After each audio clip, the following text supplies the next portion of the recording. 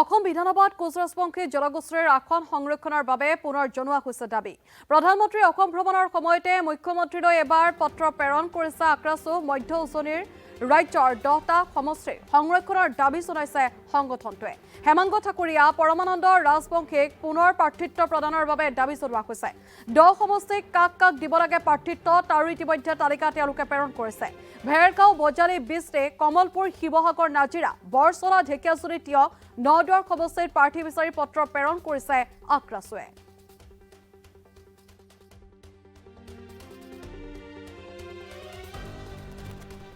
আমি ইতিমধ্যে উল্লেখ কৰিছোঁ ইফালে প্ৰধানমন্ত্ৰীয়ে অসম ভ্ৰমণ আনফালে মুখ্যমন্ত্ৰীলৈ আক্ৰাসুৱে এখন পত্ৰ প্ৰেৰণ কৰিছে য'ত তেওঁলোকে কেইবাটাও দাবী উত্থাপন কৰিছে সেই কথা আমি ইতিমধ্যে উল্লেখ কৰিছোঁ।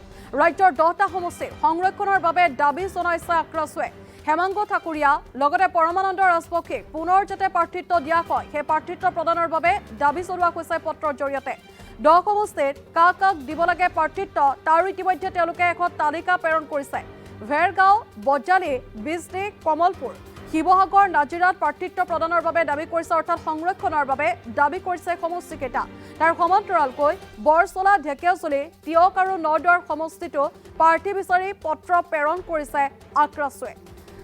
আক্ৰাসুৱে কেইবাটাও দাবী জনাই এনেদৰে পত্ৰ প্ৰেৰণ কৰিছে মুখ্যমন্ত্ৰী ডক্টৰ হিমন্ত বিশ্ব শৰ্মালৈ। লগতে আমি উল্লেখ কৰিছোঁ যে তেওঁলোকে হেমাংগ ঠাকুৰীয়া পৰমানন্দ ৰাজবংশীক পুনৰ যাতে প্ৰাৰ্থিত্ব প্ৰদান কৰে তাৰ বাবেও কিন্তু দাবী জনাইছে পত্ৰখনৰ জৰিয়তে। 10টা সমষ্টিৰ কথা উল্লেখ কৰিছে আৰু সেই সমষ্টিটোত কাক কেনেদৰে আচলতে প্ৰাৰ্থিত্ব বা প্ৰাৰ্থী হিচাপে প্ৰক্ষেপ কৰা হ'ব তাৰ বাবেও ইতিমধ্যে দাবী জনাইছে এই পত্ৰখনৰ জৰিয়তে। আৰু ফোনলাইনত আমি সংযুক্ত হৈছোঁ আমাৰ জ্যেষ্ঠ সাংবাদিক দিব্যজ্যোতিৰ সৈতে। দিব্য, আমি আপোনাৰ ওচৰলৈ ৰাখিছোঁ। এটা তেওঁলোকে যিটো দাবী কৰিছে যে 10টা সমষ্টিৰ সংৰক্ষণ কৰিব লাগে লগতে হেমাংগ ঠাকুৰীয়া আৰু পৰমানন্দ ৰাজবংশীক পুনৰ প্ৰাৰ্থিত্ব প্ৰদানৰ দাবী জনাইছে আক্ৰাসুৱে। আমি সবিশেষ তথ্যৰ বাবে আপোনাৰ ওচৰলৈ আহিছোঁ দিব্য। হয় ঋতুমণি, এখন বিশেষ পত্ৰ আৰু সেই পত্ৰখন মুখ্যমন্ত্ৰীলৈ প্ৰেৰণ কৰা হৈছে আৰু পত্ৰখনত উল্লেখ কৰিছে সদৌ কোচ ৰাজবংশী ছাত্ৰ সন্থা আক্ৰাসু উজনি মধ্য বুলি যিটো সংগঠন আছে তেওঁলোকে এখন পত্ৰ প্ৰেৰণ কৰিছে আৰু সেই পত্ৰখনত তেওঁলোকে উল্লেখ কৰিছে বিশেষকৈ 10টাকৈ সমষ্টি তেওঁলোকে নিৰ্ধাৰণ কৰি দিছে। সেই 10টা সমষ্টিত তেওঁলোকে প্ৰাৰ্থিত্ব দিয়াৰ বাবে আবেদন জনাইছে যে এইকেইটা সমষ্টিত কোচ ৰাজবংশী লোকক দিব লাগে, লগতে তেওঁলোকে প্ৰাৰ্থিত্ব দিব লাগিব তাৰো নাম তেওঁলোকে তাত উল্লেখ কৰিছে। আনহাতে চিপাঝাৰৰ বিধায়ক পৰমানন্দ ৰাজবংশী আৰু পলাশবাৰীৰ বিধায়ক হেমাংগ ঠাকুৰীয়াৰ প্ৰাৰ্থিত্ব যাতে কৰ্তন নহয় তাৰ বাবে তেওঁলোকে দাবী জনাই তেওঁলোকে উল্লেখ কৰিছে সেই 10টা সমষ্টিৰ ভিতৰত আছে ভেৰগাঁও সমষ্টি, বজালী সমষ্টি, বিজনী সমষ্টি, লগতে আছে কমলপুৰ সমষ্টি, শিৱসাগৰ সমষ্টি, নাজিৰা সমষ্টি, বৰছলা সমষ্টি, ঢেকিয়াজুলি সমষ্টি আৰু নদুৱাৰ সমষ্টি। এই আটাইকেইটা সমষ্টিতে তেওঁলোকে প্ৰাৰ্থিত্ব দিব লাগে বুলি তেওঁলোকে দাবী জনাইছে। লগতে কাক প্ৰাৰ্থী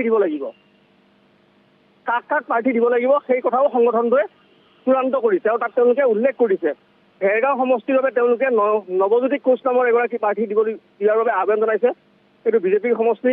লগতে পৰমেশ্বৰ ৰয় এজিপিক বজালী সমষ্টি দিব লাগে বুলি তেওঁলোকে দাবী জনাইছে। বিশ্বজিৎ ৰায়ক বিজনী সমষ্টি তেওঁ বিজেপিৰ প্ৰাৰ্থী হ'ব লাগে বুলি আবেদন জনাইছে। ৰীনা দাস কমলপুৰ সমষ্টিৰ বাবে তেওঁ দাবী উত্থাপন কৰিছে। অংকিতা দত্তক শিৱসাগৰ সমষ্টিৰ পৰা প্ৰাৰ্থিত্ব দিয়াৰ বাবে আবেদন জনাইছে।